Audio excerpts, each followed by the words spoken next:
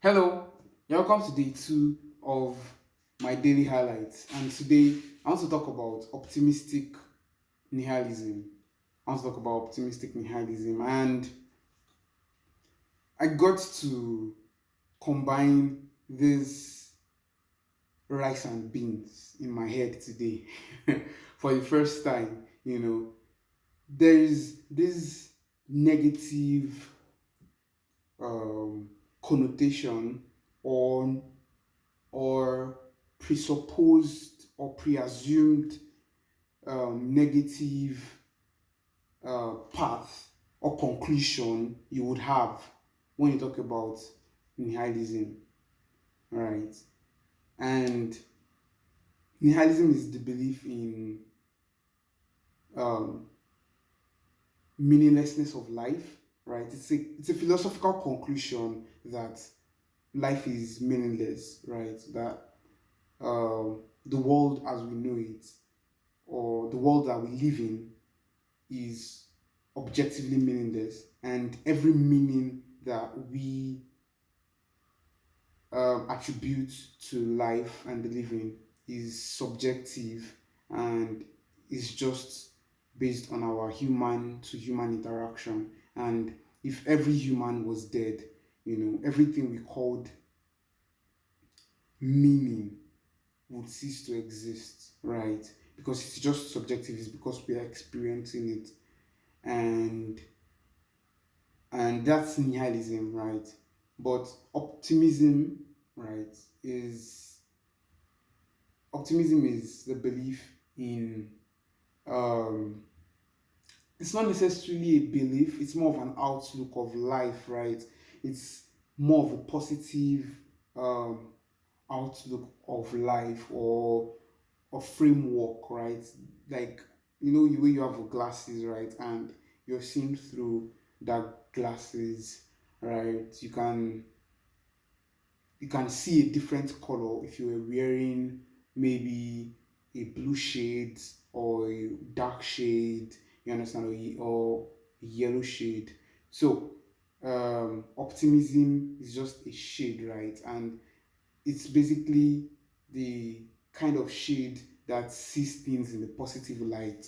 So, for example, um, you have a cup of water, and it's half. It's it's exactly at the half of the cup, right? And an optimist will say, "Oh, the cup is half full." The optimist will say it's half full, because the optimist assumes that the water getting is being added, right?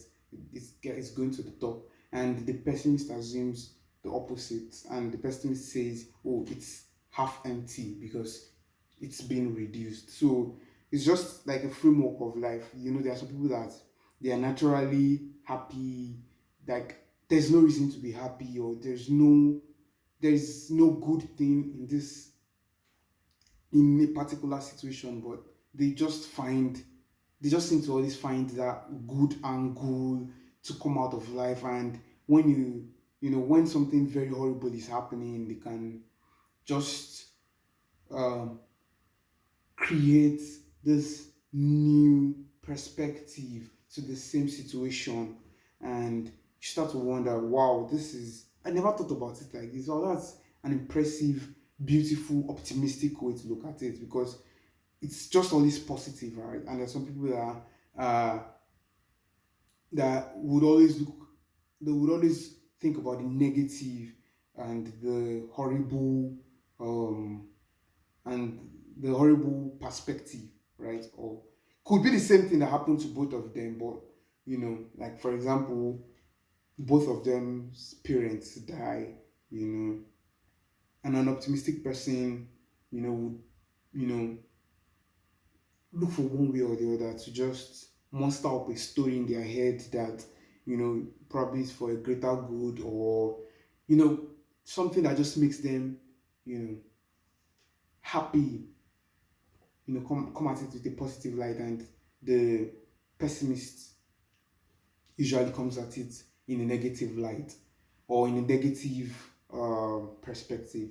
So, is it possible to believe that there's no meaning to life and also be happy, and uh, and be optimistic and like always see the good in things, right? Is it possible? And is this something that we even have to do? Is it necessary? Why do we have to why do we have to um why do we have to try to be optimistic, right? If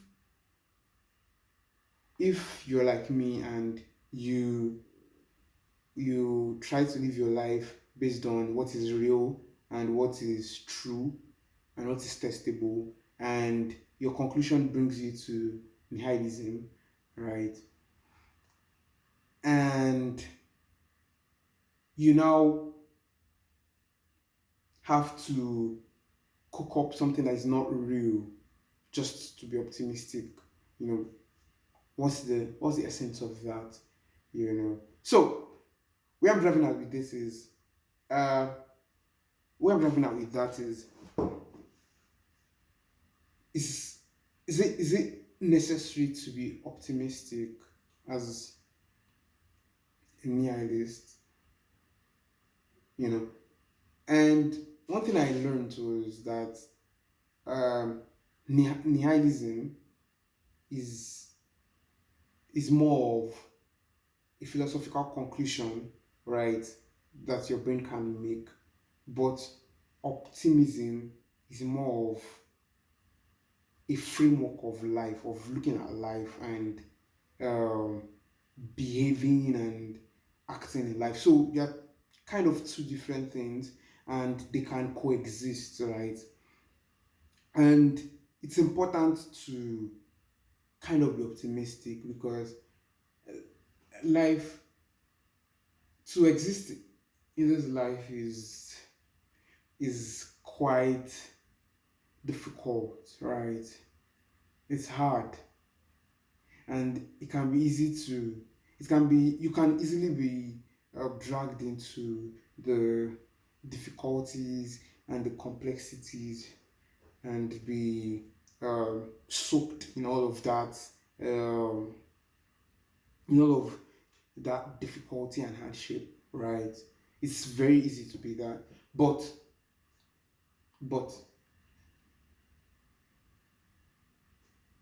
if you have a positive look on life and if you have a positive view and you're always happy and you're always looking for that positive angle, a lot of things can change for you. A lot of things can change for you. So, nihilism and optimism. Once again, it seems to just be a natural conclusion that when you arrive at, oh, this world has no objective meaning, right?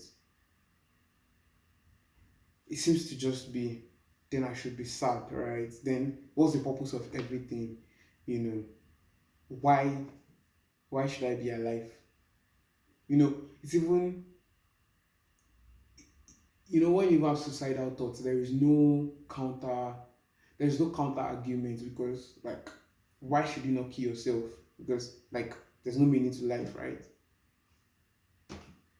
And it's easy to be suicidal because you're just like, there's no point to anything, right? It's a path you can spiral on. But the the good news I bring bearing to you today is that you don't have to be like that. You know, you don't have to be a pessimist as a nihilist, right? There's an angle that you can take to be happy. And this is the angle. This is where it gets interesting.